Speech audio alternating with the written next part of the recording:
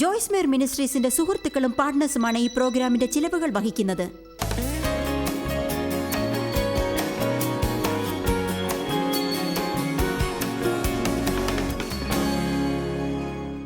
ഇന്ന് ഞാൻ നിങ്ങളുടെ രഹസ്യങ്ങളെ പറ്റിയാണ് പറയാൻ പോകുന്നത്. രഹസ്യങ്ങൾ എന്തുമാത്രം ഭാരമുള്ളതാണ് എന്ന് നിങ്ങൾക്കറിയാമോ? നമ്മൾ സത്യസന്ധതയോടെ ജീവിക്കേണ്ടത് എത്ര പ്രധാനമാണെന്നും നമ്മോട് തന്നെ സത്യസന്ധത പുലർത്തണമെന്നും ദൈവത്തോട് സത്യസന്ധത കാണിക്കണമെന്നും മറ്റുള്ളവരോട് സത്യസന്ധത പുലർത്തണമെന്നും അറിയാമോ? എഫേസ്യർ 4:15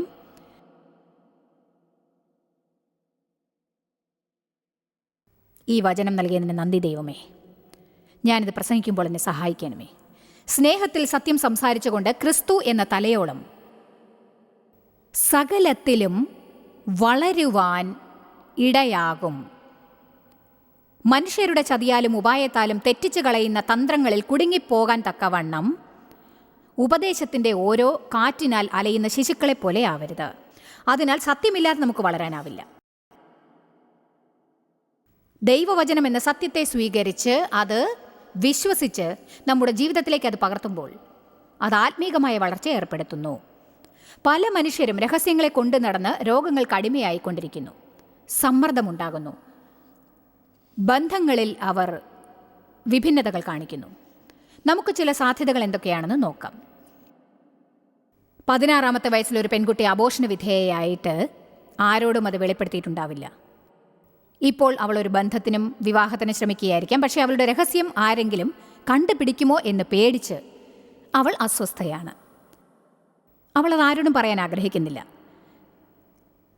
കാരണം തൻ്റെ പ്രവൃത്തിയെക്കുറിച്ച് അവൾ ലജ്ജിക്കുന്നു. ചിലപ്പോൾ ആർക്കെങ്കിലും പണ്ട് ഒരു മോശമായ ജീവിതം ഉണ്ടായിരുന്നിരിക്കാം. അവരത് ആരോടും പറഞ്ഞിട്ടുണ്ടാവില്ല. ഇന്ന് അവർക്ക് 40-50 വയസ്സുണ്ടാവും. അവരാരോടും അറിയിച്ചിട്ടില്ല. കാരണം ജനങ്ങൾ അവരെ ന്യായം വിസ്തരിക്കുമെന്ന് ഭയപ്പെടുന്നു. ചിലർ ചെറുപ്പകാലത്ത് ഒരു കുഞ്ഞിനെ ഗർഭം ധരിച്ചിട്ടുണ്ടായിരിക്കാം. ആ കുഞ്ഞിനെ പ്രസവിച്ച ശേഷം ആർക്കെങ്കിലും ദത്തെടുക്കാൻ കൊടുക്കണമെന്ന് തോന്നുന്നു കാണും. ഇന്ന് അവർ വിവാഹിതയാണ്, 3 കുഞ്ഞുങ്ങളുടെ മാതാവാണ്. അവർ പഴയ സംഭവം ആരോടും പറഞ്ഞിരിക്കില്ല. അടുത്ത ബന്ധുക്കളോട് പോലും ഇങ്ങനെ രഹസ്യങ്ങൾ സൂക്ഷിക്കുന്നത് അവരുടെ ജീവിതത്തിൽ ഭയമുണ്ടാക്കും എന്ന് ഞാൻ പറയുന്നു. ഞാൻ കുട്ടിയായിരിക്കുമ്പോൾ എത്രയോ വർഷങ്ങൾ അച്ഛൻ എന്നെ പതിവായി ലൈംഗിക പീഡനത്തിന് ഇരയാക്കിയിരുന്നു. അദ്ദേഹം അതിനെക്കുറിച്ച് ആരോടും പറയരുതെന്നും താക്കീത് നൽകിയിരുന്നു. അങ്ങനെ ചെയ്യുന്നതിൽ ഒരു തെറ്റുമില്ലെന്ന് അദ്ദേഹം പറഞ്ഞുകൊണ്ടേയിരിക്കും. എന്നാലും അത് ആരോടും പറയാൻ എന്നെ അനുവദിച്ചിരുന്നില്ല. ഒരു തരം ഭീഷണിയായിരുന്നു അത്. ഞാനും 20 വയസ്സ് വരെ അത് ആരോടും പറയാനുള്ള ചങ്കൂറ്റം കാണിച്ചില്ല. കാരണം ആരോടെങ്കിലും പറയാൻ എനിക്ക് വല്ലാത്ത ഒരു നാണക്കേടായിരുന്നു. ഞാനൊരു ഭയങ്കരിയാണെന്ന് എല്ലാവരും കരുതും. ഞാനൊരു വിൽപ്പന ചരക്കാണെന്ന് അവർ കരുതും. ഞാനും ഡേവും വിവാഹിതരായത് ഓർക്കുന്നു. ഞങ്ങൾ വിവാഹം കഴിച്ചിട്ട് 3 ആഴ്ചകളെ ആയിരുന്നുള്ളൂ. അദ്ദേഹം എന്നെ നോക്കിക്കൊണ്ട് ചോദിച്ചു, നിനക്കിത് എന്തു പറ്റി? കാരണം ബന്ധങ്ങളിൽ ഞാൻ വളരെയധികം വിഭിന്നത കാണിച്ചു.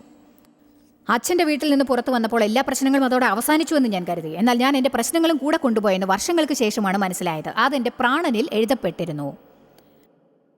അതിനെ എനിക്ക് കൈകാര്യം ചെയ്യേണ്ടി വന്നു. അന്ന് എനിക്ക് മനസ്സിലായിട്ടുണ്ടായിരുന്നില്ല. പക്ഷേ ദൈവം നല്ലവനാണ്. അവൻ തൻ്റേതായ സമയങ്ങളിൽ നമ്മെ വഴി നയിക്കുന്നു. നമ്മുടെ ജീവിതത്തിൽ സൗഖ്യം വരത്തക്ക വിധം എങ്ങനെയാണ് അവയെ കൈകാര്യം ചെയ്യേണ്ടത് എന്നതിന് അവനൊരു വഴി നമുക്ക് നിർദ്ദേശിച്ചു തരുന്നതായിരിക്കും. നശിച്ചു പോകാൻ അവൻ അനുവദിക്കില്ല. എൻ്റെ ജീവിതത്തിൽ ഒരു സന്ദർഭമുണ്ടായിരുന്നു. അത് വിശ്വസിക്കാൻ നിങ്ങൾക്ക് പ്രയാസമായിരിക്കും. കാരണം ഞാൻ ഇന്ന് ചെയ്തുകൊണ്ടിരിക്കുന്ന ജോലി തന്നെ ഒരു കാലത്ത് എൻ്റെ ജീവിതത്തിൽ ജോലി ചെയ്തിരുന്ന സ്ഥാപനത്തിൽ നിന്ന് പണം മോഷ്ടിച്ച സംഭവമുണ്ടായി. ഞാൻ വിവാഹം കഴിച്ചിരുന്നത് ഒരു മോഷ്ടാവിനെയായിരുന്നു. അയാളാണ് എന്നെ മോഷണത്തിനായി നിർബന്ധിച്ചത്. വർഷങ്ങൾക്ക് ശേഷം പരിശുദ്ധാത്മാവിൻ്റെ സ്പർശനം എനിക്കുണ്ടായി.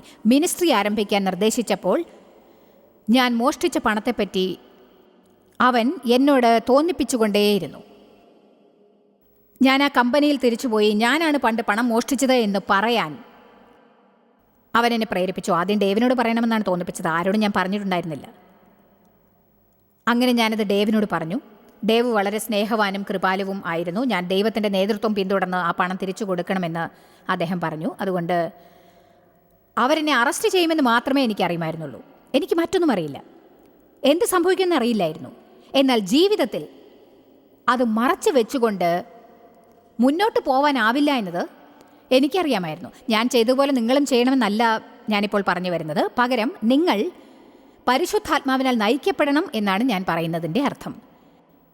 എന്ത് കാരണത്തിനായാലും ഞാനത് കൈകാര്യം ചെയ്യണമായിരുന്നു. ഞാൻ തെറ്റ് തിരുത്തേണ്ട ഒന്നായിരുന്നു അത്. ചിലപ്പോൾ നമ്മൾ ചെയ്തത് തിരുത്താൻ സാധിക്കാതെ പോകും. എന്നാൽ ഇതെനിക്ക് തിരുത്താനാവുന്നതായിരുന്നു. അതെന്നെ ശല്യപ്പെടുത്തിക്കൊണ്ടിരുന്ന ഒരു വസ്തുത തന്നെയായിരുന്നു. അതെനിക്ക് കുറ്റബോധം തോന്നിപ്പിക്കുകയുണ്ടായി. മറ്റുള്ളവരോട് ഇവിടെ കയറി നിന്ന് സത്യസന്ധതയോടെ പെരുമാറണം എന്ന് പറയാൻ എനിക്ക് വിഷമം തോന്നി. കാരണം എൻ്റെ ഹൃദയത്തിൽ ഇത് മറഞ്ഞു കിടക്കുന്നുണ്ടായിരുന്നു. അത് പണ്ടെങ്ങോ സംഭവിച്ചതല്ലേ എന്ന് എനിക്ക് പറയാമായിരുന്നു. ഇന്ന് അതിനെക്കുറിച്ച് ഞാൻ വിഷമിക്കേണ്ടതില്ലെന്നും പറയാമായിരുന്നു.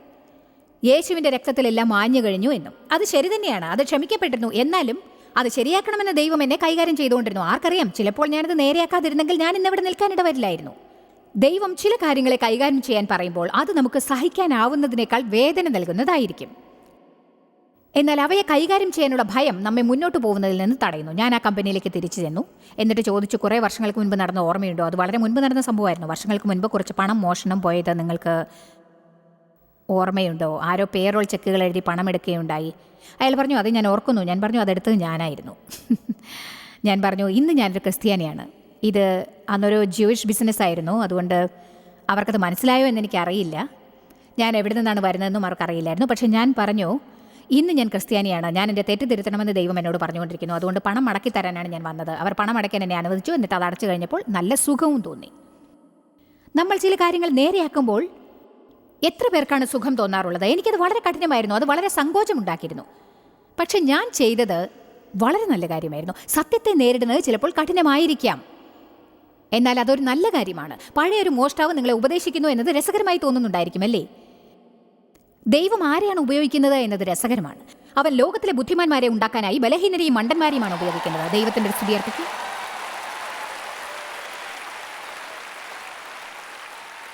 നമുക്കിനി സങ്കീർത്തനം 98 നോക്കാം. നീ ഞങ്ങളുടെ അകൃത്യങ്ങളെ നിന്റെ മുൻപിലും ഞങ്ങളുടെ രഹസ്യ പാപങ്ങളെ നിന്റെ മുഖപ്രകാശത്തിലും വെച്ചിരിക്കുന്നു. ഞങ്ങളും നാളുകളൊക്കെയും നിന്റെ ക്രോധത്തിൽ കഴിഞ്ഞുപോയി.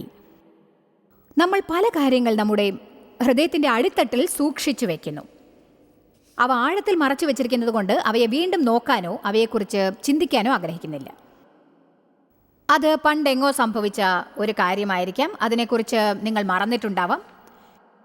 പക്ഷേ ദൈവം അത് തോന്നിക്കുകയാണെങ്കിൽ നിങ്ങളത് വീണ്ടും തോണ്ടിയെടുത്ത് പരിശോധിക്കണമെന്നല്ല ഞാൻ പറയുന്നത്. പക്ഷേ ദൈവം എന്തെങ്കിലും ഓർമ്മപ്പെടുത്തിയാൽ നിങ്ങൾ ആരോടെങ്കിലും മാപ്പ് ചോദിക്കേണ്ടി വരും. കാരണം നിങ്ങൾ അവരോട് തെറ്റായി പെരുമാറി. അത് 10 വർഷം മുൻപാണെങ്കിൽ സാരമില്ല. പക്ഷേ ദൈവം നിങ്ങളോട് സംസാരിക്കുന്നുണ്ടെന്ന് അറിഞ്ഞാൽ നമ്മൾ പരിശുദ്ധാത്മാവിൻ്റെ നേതൃത്വത്തെ പിന്തുടരേണ്ടത് പ്രധാനമാണ്. കാരണം അങ്ങനെ അല്ലെങ്കിൽ അത് നമ്മുടെ പ്രശ്നങ്ങളെ കൂടുതൽ വഷളാക്കും. ഞാൻ നിങ്ങൾക്കൊരു ഉറപ്പ് നൽകുന്നു. ഇവിടെ കൂടിയിരിക്കുന്ന ഇത്രയും പേർ, ഇവിടെ കുറേ പേർ ഇരിക്കുന്നുണ്ട്. ഞാൻ നിങ്ങളോട് നേരിട്ട് പറയുകയാണ്, ദൈവം നിങ്ങളോട് ചില കാര്യങ്ങൾ നേരെയാക്കാൻ പറഞ്ഞിട്ടുണ്ടായിരിക്കും. നിങ്ങൾ ഒരേ മലയ്ക്ക് ചുറ്റും വീണ്ടും വീണ്ടും കറങ്ങിക്കൊണ്ടേയിരിക്കുകയാണ്. നിങ്ങളത് തള്ളിവെക്കുന്നു, മാറ്റിവെക്കുന്നു. ഞാൻ പറയട്ടെ, ദൈവം നിങ്ങളോട് ചെയ്യാൻ പറഞ്ഞ് ചെയ്യാത്തിടത്തോളം ഒന്നും ശരിയായി പ്രവർത്തിക്കുകയില്ല.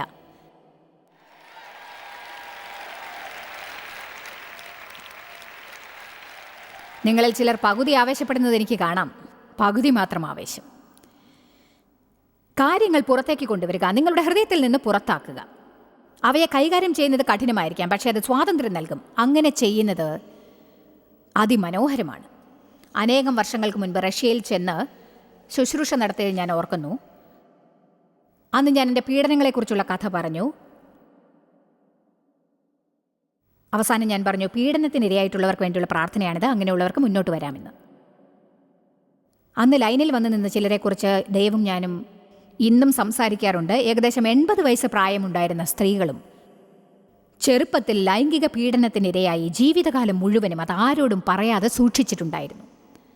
ഞാൻ അവർക്ക് മുന്നോട്ട് വരാൻ ഒരു അവസരം നൽകിയപ്പോൾ മുന്നോട്ട് വന്നവരെല്ലാം തന്നെ അതെ, എനിക്കത് സംഭവിച്ചിട്ടുണ്ട് എന്ന് സമ്മതിക്കുകയായിരുന്നു. അവർ തേങ്ങി തേങ്ങി കരഞ്ഞുകൊണ്ടേയിരുന്നു. അവർ ആത്മാവിൽ ശുദ്ധീകരിക്കപ്പെടുന്നത് നമുക്ക് കാണാൻ സാധിക്കും. ഉള്ളിലുള്ളത് പുറത്തേക്ക് കൊണ്ടുവന്ന ശേഷവും അവരെ എല്ലാവരും ഇപ്പോഴും നിബന്ധനകളില്ലാതെ സ്നേഹിക്കുന്നു എന്നറിയുന്നത് അവരെ സംബന്ധിച്ച് ആശ്വാസജനകമായിരുന്നു. സത്യം എന്നത് അതിശക്തമായ ഒന്നാണ്. പരിശുദ്ധാത്മാവ് സത്യത്തിൻ്റെ ആത്മാവാണ്. അവൻ്റെ ജോലി നമ്മെ എല്ലാവരെയും സത്യത്തിലേക്ക് നടത്തുകയാണ്. അത് നമ്മെ സത്യസന്ധമായി ജീവിക്കാൻ പഠിപ്പിക്കുന്നു, സത്യസന്ധമായി കൈകാര്യം ചെയ്യാനും കാര്യങ്ങളെ നേരിട്ട് സത്യസന്ധതയോടെ നേരിടാനും പഠിപ്പിക്കുന്നു. ജോയ്സ് പ്രസംഗിക്കുന്നത് പോലെ തന്നെ പ്രവർത്തിക്കുന്നു എന്ന് പറയുന്നതായിരിക്കും ജനങ്ങൾ എനിക്ക് നൽകുന്ന ഏറ്റവും വലിയ അനുമോദനം. അവരൊരു ദിവസം ഒരു മാതിരിയും മറ്റൊരു ദിവസം വേറൊരു മാതിരിയും അല്ല. കാപട്യക്കാരായ ക്രിസ്ത്യാനികളെയും കാപട്യമുള്ള മതവും സംസാരിക്കുന്നത് ഒരു വിധവും പ്രവർത്തനം മറ്റൊരു വിധവുമുള്ള ക്രിസ്ത്യാനികളെ അല്ല ലോകത്തിന് ആവശ്യം. യാക്കോബ് 5:16. ഇത് പള്ളിയിൽ പലപ്പോഴും നഷ്ടപ്പെടുന്ന ഒരു വചനമാണ്. അതെന്തുകൊണ്ടാണെന്ന് എനിക്കറിയാമെന്ന് തോന്നുന്നു. അത് മുഴുവനായി തിരുത്താനാവുമോ എന്നെനിക്കറിയില്ല. അതിലുള്ള ഒരു തത്വം എന്താണെന്ന് ഞാൻ കാണിച്ചു തരാൻ ആഗ്രഹിക്കുന്നു. എന്നാൽ നിങ്ങൾക്കും രോഗശാന്തി വരേണ്ടതിന് തമ്മിൽ പാപങ്ങളെ ഏറ്റുപറഞ്ഞ് ഒരുവന് വേണ്ടി മറ്റൊരുവൻ പ്രാർത്ഥിക്കുവിൻ. നീതിമാന്റെ ശാന്തതയോട് കൂടെയുള്ള പ്രാർത്ഥന ദൈവം കേൾക്കുന്നതാണ്. ഹൃദയം തുറന്നുള്ള ഒരുവന്റെ പ്രാർത്ഥനയ്ക്ക് ശക്തിയുണ്ട്. അത് ദൈവം തീർച്ചയായും കേട്ട് ഉത്തരം അരുളും. ഈ വചനത്തിൽ പറയുന്നത് നിങ്ങളുടെ പാപങ്ങളെ ദൈവത്തോട് ഏറ്റുപറയാനും മറ്റൊരാളോട് അതിനെക്കുറിച്ച് സംസാരിക്കുവാനും മനസ്സിലെ ഭാരം അങ്ങനെ കുറച്ച് സൗഖ്യം പ്രാപിക്കാനും ശരിയായ സമയമുണ്ടെന്നാണ്. ഈ വചനം അദൃശ്യമാകാനുള്ള ഒരു കാരണം രഹസ്യങ്ങളെ കാത്തു സൂക്ഷിക്കത്തക്ക വിശ്വസ്തരായ ആരെയും കാണാൻ പ്രയാസമാണ് എന്നതായിരിക്കും. അത് വളരെ ശോചനീയമാണ്. നമ്മൾ കാര്യങ്ങൾ തുറന്നു പറയുമ്പോൾ അത് നമ്മോട് അതിനെക്കുറിച്ച് പ്രസംഗിക്കുന്നവരല്ല, അത് ഹൃദയം തുറന്ന് കേൾക്കുന്നവരെ കാണുന്നത് വളരെ പ്രയാസമാണ്.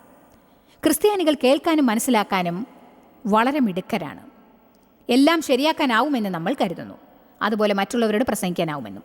എന്നാൽ എൻ്റെ വ്യക്തിപരമായ ഒരു രഹസ്യത്തെ ആരോടെങ്കിലും പറയാനായി വിശ്വാസത്തോടെ കാലടി എടുത്ത് വെക്കുമ്പോൾ അവരെന്നോട് പ്രസംഗിക്കുന്നതും ഉപദേശിക്കുന്നതുമാണ് എനിക്ക് സഹിക്കാനാവാത്ത ഒരു കാര്യം. എനിക്കത് നേരത്തെ അറിയാം. നന്ദി. ഞാൻ എന്തിലൂടെയാണ് കടന്നുപോയിക്കൊണ്ടിരിക്കുന്നത് നിങ്ങളെ അറിയിക്കാൻ ശ്രമിക്കുകയാണ്. ഇത് ശോചനീയമാണ്. പക്ഷെ പല സന്ദർഭങ്ങളിലും ജനങ്ങളോട് അത്തരത്തിലുള്ള ബന്ധം സ്ഥാപിക്കുന്നത് നമ്മൾ ഒഴിവാക്കുന്നു. കാരണം അവരത് കൈകാര്യം ചെയ്യുന്ന രീതിയാണ്. എൻ്റെ മക്കളുമായി എനിക്ക് നല്ല ഒരു ബന്ധമുണ്ട്. പ്രത്യേകിച്ച് എൻ്റെ ഇളയ മകൾ എന്നോട് പല കാര്യങ്ങളും പറയും. അതായത് സത്യത്തിൽ മൂടിയ കതകിന് പുറകിൽ അവൾ വീട്ടിൽ കലിതുള്ളി കളിക്കുന്നതൊന്നും എനിക്കറിയാൻ ഒരു സാധ്യതയും ഇല്ല. സാധാരണ ഒരാഴ്ചയിലേറെ താമസിക്കാറില്ല. അവൾ എന്നോട് വന്ന് അതിനെക്കുറിച്ച് പറയും. അതൊരു നല്ല തരത്തിലുള്ള ബന്ധമാണെന്ന് ഞാൻ വിശ്വസിക്കുന്നു. അതുപോലെ കണക്കുകൾ ബോധിപ്പിക്കാൻ ഒരാളുണ്ടാവുന്നത് നല്ലതാണ്. അവരോട് എന്തും വെട്ടിത്തുറന്ന് പറയാനുള്ള സ്വാതന്ത്ര്യം നമുക്കുണ്ടായിരിക്കണം. നിങ്ങളുടെ പാപങ്ങൾ ക്ഷമിക്കപ്പെടാനായി സ്വന്തം തെറ്റുകൾ ജനങ്ങളോട് ഏറ്റുപറയണം എന്ന് ഞാൻ പറയുന്നില്ല. നമ്മുടെ പാപങ്ങൾ ക്ഷമിക്കാൻ ദൈവത്തിങ്കിലേക്കാണ് പോവേണ്ടത്. എന്നാൽ ചില സമയങ്ങളിൽ ഇതും ഒരാശ്വാസം നൽകും. പ്രത്യേകിച്ച് നിങ്ങളുടെ ജീവിതത്തിൽ അതിശക്തമായ എന്തെങ്കിലും പ്രശ്നം നിലവിലുണ്ടെങ്കിൽ. ഒരിക്കലൊരു ചെറുപ്പക്കാരൻ എന്നെ കാണാൻ വന്നത് ഓർക്കുന്നു. അയാൾ ധാരാളം യാത്ര ചെയ്യാറുള്ള ഒരു വ്യക്തിയാണ്. അയാൾ പറഞ്ഞു, എനിക്കിത് ആരോടെങ്കിലും പറയണം. മനസ്സ് തുറന്നത് പറഞ്ഞു കഴിഞ്ഞാൽ എൻ്റെ മീതെയുള്ള അതിൻ്റെ ശക്തി കുറയുമെന്ന് കരുതുന്നു. കാരണം രഹസ്യങ്ങൾക്ക് ശക്തിയുണ്ട് എന്ന് നിങ്ങൾക്കറിയാമോ? ഒരു കാര്യം കൂടുതൽ ഒളിച്ചു വെക്കുമ്പോൾ അതിന് ശക്തി കൂടുതലാവും. എന്നാൽ അന്ധകാരത്തെ വെളിച്ചത്തിലേക്ക് കൊണ്ടുവരുന്ന അതേ നിമിഷം വെളിച്ചം ഇരുളിനെ കീഴടക്കാൻ തുടങ്ങും. അയാൾ പറഞ്ഞു, ഞാൻ യാത്ര ചെയ്യുമ്പോൾ ഏകാന്തത അനുഭവപ്പെടാറുണ്ട്. കാരണം ഭാര്യ കൂടെ ഇല്ലല്ലോ എന്നതാണ്. പക്ഷേ കാമാസക്തമായ ചിന്തകൾ എന്നെ വേട്ടയാടുന്നതായി തോന്നിയപ്പോൾ ഒരു സ്ത്രീയുമായി ഞാൻ ബന്ധപ്പെട്ടു. അയാൾ പറഞ്ഞു, ജോയ്സ്, എനിക്ക് മിനിസ്ട്രിയിൽ ഇരുന്നു കൊണ്ട് അങ്ങനെയുള്ള ഒരു പാപം ചെയ്തുകൊണ്ടിരിക്കുന്നതിൽ യാതൊരു താല്പര്യവുമില്ല. നിങ്ങൾ എനിക്ക് വേണ്ടി പ്രാർത്ഥിക്കാമോ? ചില മാസങ്ങൾക്ക് ശേഷം ഞാൻ അയാളോട് അതിനെക്കുറിച്ച് ചോദിച്ചപ്പോൾ അയാൾ പറഞ്ഞു, നിങ്ങൾക്കറിയാമോ, അതിനെക്കുറിച്ച് നിങ്ങളോട് സംസാരിച്ച ശേഷം എനിക്ക് ആ പ്രശ്നം ഉണ്ടായിട്ടില്ല. പലപ്പോഴും സാത്താൻ നമ്മോട് കളിക്കുന്ന കളിയാണ് അത് എന്ന് ഞാൻ വിശ്വസിക്കുന്നു. അവനാണ് നമ്മെക്കുറിച്ച് മോശമായ ചിന്തകളും നമ്മൾ ഒന്നിനും കൊള്ളാത്തവരാണ്, തെറ്റ് ചെയ്തവരാണ് എന്നൊക്കെയുള്ള ചിന്തകളും നമ്മിൽ നിറയ്ക്കുന്നത്. നാം ആരോടും പറയാൻ ആഗ്രഹിക്കില്ല. കാരണം അങ്ങനെയുള്ള പ്രശ്നം നമുക്കുണ്ടെന്ന് ആരും വിചാരിക്കുന്നത് നമ്മൾ ഇഷ്ടപ്പെടില്ല. അതെ, ഞാൻ ആരെങ്കിലും ആണോ പറയുന്നത്? അതിനാൽ നമ്മൾ പലതും മറച്ചു പിടിച്ച് രഹസ്യമായി സൂക്ഷിക്കുന്നു. അത് സാത്താന് കൂടുതൽ ശക്തി നൽകുന്നു എന്നു മാത്രമേ ഉള്ളൂ. നിങ്ങൾ പലതും മറച്ചു പിടിച്ച് ഹൃദയത്തിൽ കിടന്ന് അത് അഴുകി നിങ്ങളെ രോഗികളാക്കി മാറ്റുന്നുണ്ടോ? ഇന്നലെ നിങ്ങൾക്ക് സംഭവിച്ച എന്തെങ്കിലും ഒരു കാര്യം നിങ്ങൾ ശരിക്ക് കൈകാര്യം ചെയ്യാതെ വിട്ടിട്ടുണ്ടോ? ഞാൻ പഠിച്ച കാര്യങ്ങളിൽ ഒന്നിതാണ്, ഇന്ന് ഞാൻ മോശമായ ഒരു മനോനിലയിലാണെങ്കിൽ അതിന് കാരണം ഇന്നലെ നടന്ന എന്തെങ്കിലും ഒരു സംഭവമായിരിക്കണം. ഇന്നലെ നടന്ന എന്തോ ഒന്നിനെ ഞാൻ വീണ്ടും മറിച്ചിട്ടുകൊണ്ടിരിക്കുകയാണ്. അത് ഞാൻ ശരിയായി കൈകാര്യം ചെയ്തുവോ എന്നെനിക്ക് ഓർമ്മയുണ്ടാവില്ല. അതെന്നെ ഇപ്പോൾ ശല്യപ്പെടുത്തുന്നു. ഒരു രാത്രി ഞാൻ ഉറങ്ങാനാവാതെ പ്രയാസപ്പെട്ടുകൊണ്ടിരുന്നത് ഓർമ്മ വരുന്നു. സാധാരണ ഞാൻ നന്നായി കിടന്ന് ഉറങ്ങാറുണ്ടായിരുന്നു. ഏകദേശം പുലർച്ചെ ഒരു 4-5 മണിയായി കാണും. ഞാൻ ഇങ്ങോട്ടും അങ്ങോട്ടും മറിഞ്ഞു കിടന്നുകൊണ്ടിരിക്കുകയാണ്. എന്തുകൊണ്ടാണ് ബുദ്ധി ഉപയോഗിക്കാത്തതെന്ന് എനിക്കറിയില്ല. എങ്കിൽ നന്നായി കിടന്ന് ഉറങ്ങാമായിരുന്നു. പക്ഷേ ഒടുവിൽ മണി 5 ഞാൻ പറഞ്ഞു, ദൈവമേ, എന്താണ് എൻ്റെ പ്രശ്നം? എന്താണ് സംഭവിച്ചത്? സത്യത്തിൽ അത് പരിശുദ്ധാത്മാവ് എന്നെ കുത്തിക്കൊണ്ടിരിക്കുകയായിരുന്നു. അവൻ എന്നെ തനിയെ വിടുന്ന പ്രശ്നമില്ല. പരിശുദ്ധാത്മാവിനെ കുത്തുകയായിരുന്നു. ദൈവമേ, അതെന്താണെന്ന് എനിക്ക് കാണിച്ചു തരണമേ എന്ന് പറഞ്ഞ ഉടനെ ഒരു ദിവസം മുൻപ് ഞാൻ ആരെയോ വേദനിപ്പിച്ച സംഭവം എന്നെ ഓർമ്മപ്പെടുത്തി. അത് പെട്ടെന്നാണ് നടന്നത്. അതും എൻ്റെ സംസാരം കാരണം ഉണ്ടായതായിരുന്നു. പലപ്പോഴും നമ്മൾ ജനങ്ങളെ വേദനിപ്പിക്കുമ്പോൾ അതിൻ്റെ ഉത്തരവാദിത്വം ഏറ്റെടുക്കാൻ നാം തയ്യാറാവുന്നില്ല. നമ്മളത് തട്ടിമറിച്ചിട്ടിട്ട് മുന്നോട്ട് പോവുകയാണ് ചെയ്യാറ്. ഇന്നത്തെ ദിവസം ശരിയല്ല. ദൈവം പറഞ്ഞു, നിന്നെ ഞാൻ വെറുതെ വിടാൻ പോകുന്നില്ല. ഇങ്ങനെ പെരുമാറാൻ ഞാൻ അനുവദിക്കില്ല. മറ്റുള്ളവരോടുള്ള നമ്മുടെ പെരുമാറ്റം ദൈവത്തിന് മുഖ്യമാണ്. ദൈവം വ്യക്തിപരമായി നീരസപ്പെടുമെന്ന് ഞാൻ കരുതുന്നു. ദൈവത്തിന് നീരസം ഉണ്ടാക്കുമെങ്കിലും നമ്മളെപ്പോലെ അവൻ നീരസപ്പെടില്ലെന്ന് ഉറപ്പാണ്. വേദപുസ്തകം പറയുന്നു, നമ്മൾ പരിശുദ്ധാത്മാവിനെ നീരസപ്പെടുത്തുന്നു, വേദനിപ്പിക്കുന്നു, മുഷിപ്പിക്കുന്നു, അവനെ സങ്കടപ്പെടുത്തുന്നു.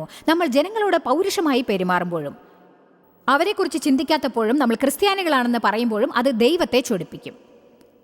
നമുക്ക് കാറിൽ ബമ്പർ സ്റ്റിക്കേഴ്സ് ഉണ്ടാവും, ക്രിസ്തീയത വെളിപ്പെടുത്തുന്ന ആഭരണങ്ങൾ അണിയും, ക്രിസ്തീയതയുടെ എല്ലാ പരിവേഷങ്ങളും ഉണ്ടാവും. എന്നിട്ടും ജനങ്ങളെ നിസ്സാരന്മാരാക്കി അവരെ വേദനിപ്പിച്ച ശേഷം അതിനെക്കുറിച്ച് മനസ്താപപ്പെടാതെയും വിഷമിക്കാതെയും അങ്ങനെ ചെയ്തെന്ന് മനസ്സിലാക്കാതെയും ഇരിക്കുന്നത് വരെ സാരമില്ലെന്ന് കരുതും. അന്ന് രാത്രി ദൈവം എന്നെ ഉറങ്ങാൻ സമ്മതിക്കാഞ്ഞതിൽ ഞാൻ സന്തോഷിക്കുന്നു. അടുത്ത ദിവസം ഞാനത് ശരിയാക്കുകയുണ്ടായി. ഞാൻ ആരോടെങ്കിലും എന്നോട് ക്ഷമിക്കണമെന്ന് പറയാൻ പോലും മടി കാണിക്കില്ല. അവരൊരുപക്ഷെ ഞാൻ ചെയ്തത് കാര്യമാക്കാതെ അത് മറന്നിട്ടുണ്ടെങ്കിലും സാരമില്ല. ഒരുപക്ഷെ നിങ്ങൾ വേദനിച്ചിരിക്കാം, നിരാശപ്പെട്ടിരിക്കാം, അതിനെ നിങ്ങൾ കൈകാര്യം ചെയ്തിട്ടുണ്ടാവില്ല. ചിലപ്പോൾ അത് അശുഭവാർത്തയായിരിക്കാം. ചിലപ്പോൾ ആരെങ്കിലും നിങ്ങൾ നീരസപ്പെടുത്തിയിരിക്കാം, നിങ്ങളത് ശരിയായി കൈകാര്യം ചെയ്തിട്ടുണ്ടാവില്ല. അല്ലെങ്കിൽ പറഞ്ഞു തീർക്കാത്ത എന്തെങ്കിലും വാക്ക് തർക്കമാവാം. എനിക്ക് തോന്നുന്നു ക്രിസ്ത്യാനികൾ പലപ്പോഴും കരുതുന്നത് അവർക്ക് നിറയെ വിശ്വാസമുണ്ട് എന്നാണ്. നമ്മൾ കാര്യങ്ങൾ കൈകാര്യം ചെയ്യുന്നതിന് പകരം അവയെ ഊതിപ്പറപ്പിക്കും, അവയെ അലക്ഷ്യമായി ഒരു ഭാഗത്തിടും. എത്രയോ പ്രാവശ്യം നമ്മൾ ദൈവത്തോട് നമ്മെ ശല്യപ്പെടുത്തുന്നത് എന്താണെന്നും വേദനിപ്പിക്കുന്നത് എന്താണെന്നും തുറന്ന് പറയേണ്ടി വരും. കാരണം ഒരു കാര്യത്തെക്കുറിച്ച് നമ്മൾ മനസ്താപപ്പെട്ട് ആ കാര്യം നമ്മൾ ഏറ്റു പറയുമ്പോൾ അത് പുറത്ത് പറയുന്ന സമയത്ത് അത് വെളിച്ചത്തിലേക്ക് കടന്നു വരും. അതിന് നിങ്ങളിലുള്ള ശക്തി നഷ്ടപ്പെടും. പലപ്പോഴും നമ്മൾ ഇങ്ങനെ പറയാൻ മിടുക്കരാണ്, ഓ അത് സാരമില്ല, സ്തോത്രം ദൈവമേ, എനിക്കൊന്നുമില്ല, പ്രൈസ് ദി ലോർഡ്. പക്ഷെ ഇങ്ങനെ പറയുന്നത് നല്ലതാണ്, ദൈവമേ അങ്ങേക്കറിയാമോ അതെന്നെ വേദനിപ്പിച്ചു, ഞാൻ സത്യത്തിൽ വളരെ വേദനിച്ചു,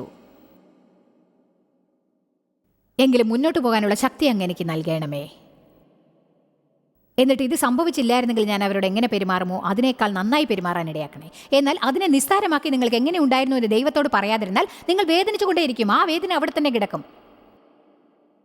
കുഴപ്പത്തിലായി വിഭിന്നമായി പെരുമാറുന്നവർ കൗൺസിലേഴ്സിനെ സമീപിക്കാറുണ്ട്. ആരോടെങ്കിലും അത് പറയണമല്ലോ. അതാണ് കൗൺസിലേഴ്സിന്റെ ദൗത്യം. അവർ ഒരു വ്യക്തിയുടെ ഉൾജീവിതത്തിലേക്ക് കടന്നു ചെന്ന് പ്രശ്നങ്ങളുടെ ആണിവേരെന്താണെന്ന് കണ്ടുപിടിക്കുന്നു. നിങ്ങൾക്ക് കൗൺസിലിംഗ് വേണമെങ്കിൽ അതിന് പോകാമെന്ന് ഞാൻ കരുതുന്നു. പക്ഷേ ജീവകാലം മുഴുവനും ജനങ്ങൾ കൗൺസിലിംഗിൽ തന്നെ ജീവിക്കാൻ പാടില്ല. നമുക്ക് പരിശുദ്ധാത്മാവ് എന്ന മധ്യസ്ഥൻ ഉണ്ട്. നിങ്ങൾക്ക് കൗൺസിലിങ്ങിന് പോവാൻ വയ്യെന്നുണ്ടെങ്കിൽ ദൈവവചനത്തെയും നിങ്ങളുടെ ഉള്ളിൽ വസിക്കുന്ന പരിശുദ്ധാത്മാവിൻ്റെയും കൗൺസിലിംഗ് നേടാം. സത്യത്തെ നേരിൽ കാണാൻ ആരുടെയെങ്കിലും കൂടെ കൂട്ടുകൂടണമെന്നുണ്ടെങ്കിൽ അതാണ് പരിശുദ്ധാത്മാവ്. ആമേൻ. ഞാനിത് എന്നെ പുകഴ്ത്താൻ വേണ്ടി പെരുപ്പിച്ച് പറയുകയല്ല, ഞാൻ പറയുന്നത് ഒരു സ്റ്റേറ്റ്മെൻ്റാണ്. ഞാൻ കൗൺസിലിങ്ങിനൊന്നും പോകാറില്ല. എനിക്ക് ധാരാളം പ്രശ്നങ്ങളുണ്ടായിരുന്നു. ഒന്നാമതായി എനിക്കതിന് വേണ്ട പണവുമില്ലായിരുന്നു. പക്ഷെ ഓരോ പ്രശ്നങ്ങളിലും വർഷങ്ങൾ കടന്നു പോകുമ്പോൾ ദൈവം എന്നെ സഹായിച്ചു. ഓരോ പ്രശ്നത്തിൽ നിന്നും ദൈവം എന്നെ സ്വതന്ത്രയാക്കി. പക്ഷെ സത്യത്തിന് മാത്രമേ നമ്മെ സ്വതന്ത്രരാക്കാൻ സാധിക്കുകയുള്ളൂ. ആമേൻ. ഞങ്ങളുടെ കുടുംബം വലുതാണ്. കാര്യങ്ങൾ തുറന്നു പറയുന്നതാണ് നല്ലത് എന്ന് ഞാൻ കരുതുന്നു. എൻ്റെ കുടുംബത്തെക്കുറിച്ച് ഞാൻ അഭിമാനിക്കുന്ന കാര്യങ്ങളിൽ ഒന്ന്, ആരും തന്നെ കുറേ സമയത്തേക്ക് കോപം കൊണ്ട് നടക്കില്ല എന്നതാണ്. ഞങ്ങളത് പരിഹരിക്കും, ഞങ്ങളതിലൂടെ കടക്കും. സ്വകാര്യ ജീവിതത്തിൽ കലാപം ഉണ്ടാവരുതെന്ന് ഞങ്ങൾക്കൊരു വെളിപ്പാടുണ്ടായിരുന്നു. എന്നാലേ യേശുവിൻ്റെ നാമത്തിൽ ശുശ്രൂഷ ചെയ്യാൻ സാധിക്കൂ. അതാണ് ക്രിസ്ത്യാനികൾക്കിടയിലെ ഏറ്റവും വലിയ പ്രശ്നമെന്ന് എനിക്ക് തോന്നുന്നു. നമ്മൾ പള്ളിയിൽ പോവും, പരസ്പരം ചിരിക്കും, praise the Lord, thank you Jesus എന്നൊക്കെ പറയും. പക്ഷേ പൂട്ടിയ കതകിന് പുറകിൽ വീട്ടിലുള്ളവരെല്ലാം കോപിക്കും, എല്ലാവരും വഴക്കിടും, കലാപം, കയ്പും വിദ്വേഷവും ഉണ്ടാവും. അപ്പോൾ നാം ഫലം നേടുകയില്ല, നമുക്ക് യാതൊരു ഫലവും ഉണ്ടാവുകയില്ല. ജനങ്ങൾ ഉടമ്പടിയോടെ ജീവിക്കുമ്പോൾ മാത്രമേ പ്രാർത്ഥനയ്ക്ക് ശക്തി ഉണ്ടാവൂ. അല്ലാതെ ഒരു അത്ഭുതം നിങ്ങൾക്ക് ഉണ്ടാവണമെന്ന് ആഗ്രഹിച്ച് ആ അത്ഭുതത്തെക്കുറിച്ച് മാത്രം ഉടമ്പടിയെടുത്ത് ബാക്കിയുള്ള സമയം മുഴുവനും വഴക്കിട്ടാൽ അത്ഭുതം നടക്കില്ല. ഞങ്ങളുടെ 2 ആൺമക്കളും ഞങ്ങളോടൊത്ത് പ്രവർത്തിക്കുന്നു. മൂത്ത മകൻ ഡേവിഡും ഇളയ മകൻ ഡാനും.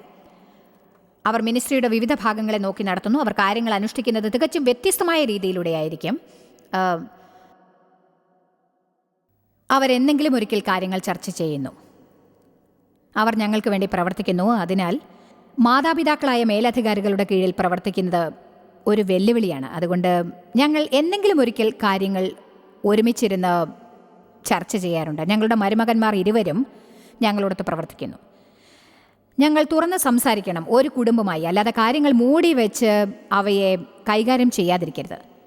സംസാരിക്കുന്നത് നല്ലതാണ്.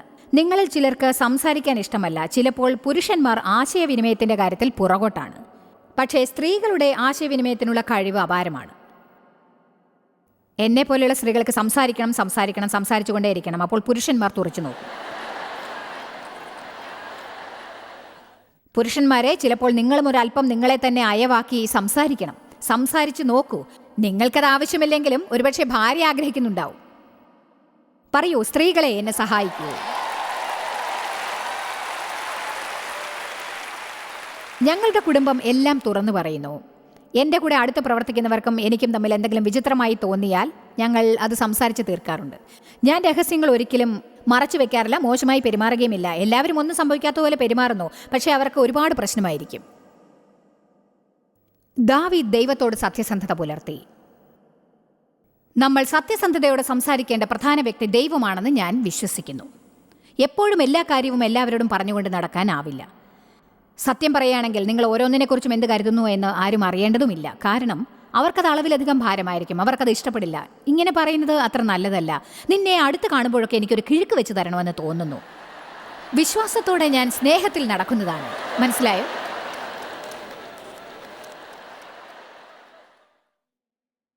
എന്നോട് ചിലർ ഇതുപോലെയുള്ള കാര്യങ്ങൾ പറയുമായിരുന്നു. നിങ്ങളെ ഞാൻ ആദ്യം കണ്ടപ്പോൾ എനിക്ക് ശരിക്കും സഹിക്കാനായില്ല. പക്ഷേ ഇപ്പോൾ നിങ്ങളെക്കുറിച്ച് കൂടുതൽ മനസ്സിലായപ്പോൾ ഞാൻ നിങ്ങളെ സ്നേഹിക്കുന്നു. എന്നോട് പലരും വന്നിങ്ങനെ പറയാറുണ്ട്, നിങ്ങൾ എന്നോട് ക്ഷമിക്കണം. കാരണം എനിക്ക് നിങ്ങളെ ഇഷ്ടപ്പെടാത്ത ഒരു കാലമുണ്ടായിരുന്നു. നിങ്ങളുടെ പ്രശ്നം എന്നോട് പറഞ്ഞു, എനിക്കത് മനസ്സിലായി. ഞാൻ നിങ്ങൾക്ക് മാപ്പ് തരാൻ ശ്രമിക്കാം. നമ്മൾ ഒരല്പം ജ്ഞാനം ഉപയോഗിക്കണം. അതായത് ചില കാര്യങ്ങൾ നമ്മൾ പറയാൻ പാടില്ലാത്തതാണ്. അതുകൊണ്ടാണ് ബൈബിൾ പറയുന്നത് സ്നേഹത്തിൽ സത്യം സംസാരിപ്പിൻ എന്ന്. നമ്മളെല്ലാവരും ഇവിടെ ഉണ്ടല്ലോ. നിങ്ങൾ ഈ മീറ്റിങ്ങിൽ നിന്ന് പുറത്തിറങ്ങി വീട്ടിൽ പോയി ഇങ്ങനെ പറയരുത്, ശരി ഞങ്ങൾ ഒരുമിച്ചിരുന്ന് സംസാരിക്കാൻ പോവുകയാണ്, ഈ വീട്ടിൽ നടക്കുന്നവയെക്കുറിച്ച് എനിക്ക് എന്താണ് തോന്നുന്നതെന്ന് ഞാൻ പറയും. കാരണം ജോയ്സ് എന്നോട് അങ്ങനെയാണ് പറഞ്ഞത്.